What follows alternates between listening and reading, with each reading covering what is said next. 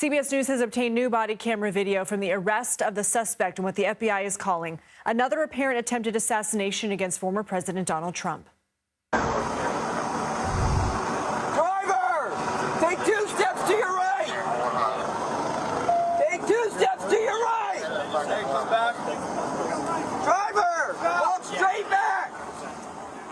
This is the video showing officers instructing the suspect to move with his hands on his head and come straight back toward police. And look at this is the moment that he is apprehended, handcuffed, hands behind his back, and then escorted to the back of a police car.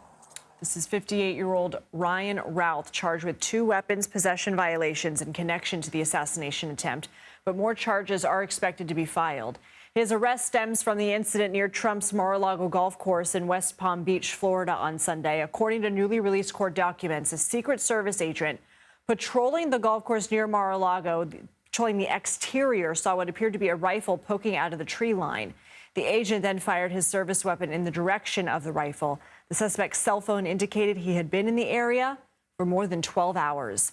Agents also reportedly found a digital camera, 2 bags, including a backpack and a loaded rifle with a scope. They also found a black bag containing food.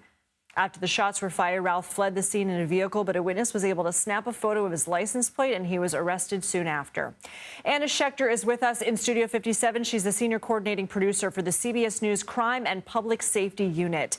Anna, first, talk us through what we're seeing in that video. His shirt was pulled sort of up over his head. Tell us about the protocol in that situation. Sure. This is a standard procedure for a felony arrest. So anyone arrested down in Martin County on I-95, Martin County Sheriff's Office has a plan in place. So they had huge trucks with large bumpers on either side that forced the suspect off the road. He stopped the car and was listening to their directions and following their directions, lifting up his shirt, showing that he did not have a weapon.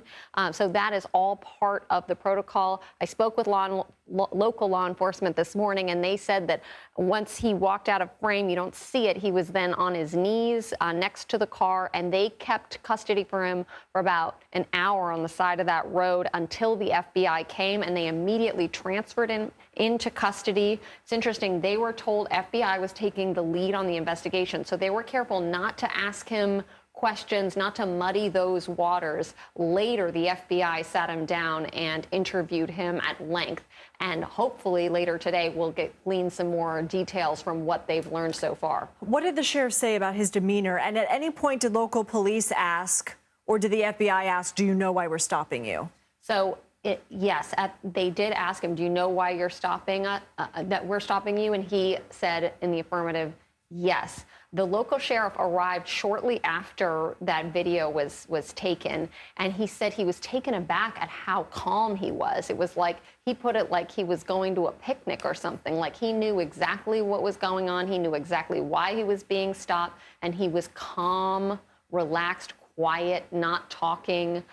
So all of that is interesting information from a really intense scene there when he's apprehended by local police. Sort of matches what Manny Bojorquez saw inside that federal hearing for his initial court appearance out of West Palm Beach today, that he was calm, relaxed. He was in a blue jumpsuit that is typical for inmates to wear, was shackled with handcuffs, and that at some points he was laughing and smiling with his public defender.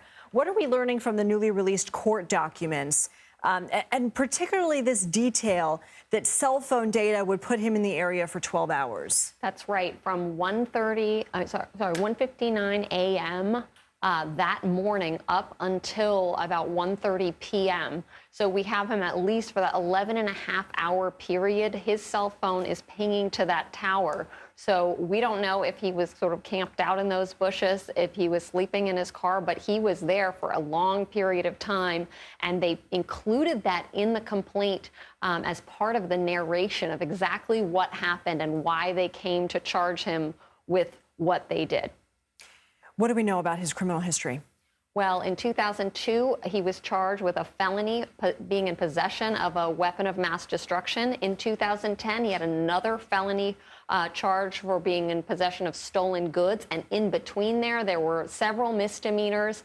He even has sort of smaller claims against him going back to the 1990s. So it's a pretty long rap sheet. But that 2002 felony, that goes right to that first charge. If you are a felon, you cannot be in possession of a firearm. So that is an easy charge for a prosecutor to prove, and that's why, 18 hours after the incident, they slapped him with that simple charge. We only see 2 charges right now, both weapons related, and we'll see if more are added.